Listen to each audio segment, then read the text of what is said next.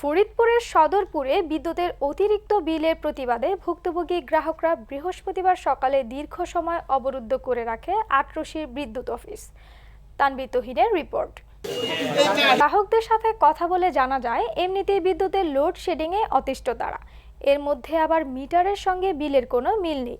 মন গড়া টাকার পরিমাণ দিয়ে বহুগুণ বাড়িয়ে ভুতুড়ে বিল করা হয়েছে। এ বিষয়ে বিদ্যুৎ অফিসে যোগাযোগ করা হলে কোনো প্রকার প্রতিকার পাননি তারা। মিটার না দেখে অফিসে বসেই বিল তৈরি করছে বিদ্যুৎ অফিসের কর্মীরা। প্রত্যেকটি বিলে অতিরিক্ত ৮০ থেকে ২০০ ইউনিট বিদ্যুৎ বেশি যোগ করা হয়েছে। বিল নিয়ে অফিসে ঘোরার পরেও কোনো সমাধান দিতে পারছেন না অফিসের লোকজন। পরবর্তী মাসে সমন্বয় করে দেওয়ার আশ্বাস দিলেও তা শুধু কথাতেই সীমাবদ্ধ রয়েছে।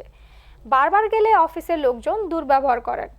এ বিষয়ে সদরপুর বিদ্যুৎ অফিসের আবাসিক প্রকৌশলী সাখাওয়াত হোসেন ও উপসহকারী প্রকৌশলী জহিরুল ইসলাম গ্রাহকদের অভিযোগের কোনো সমাধান দিতে পারেননি। খোঁজ নিয়ে জানা যায়, সদরপুর বিদ্যুৎ অফিসের বিরুদ্ধে একাধিক দুর্নীতির অভিযোগ রয়েছে।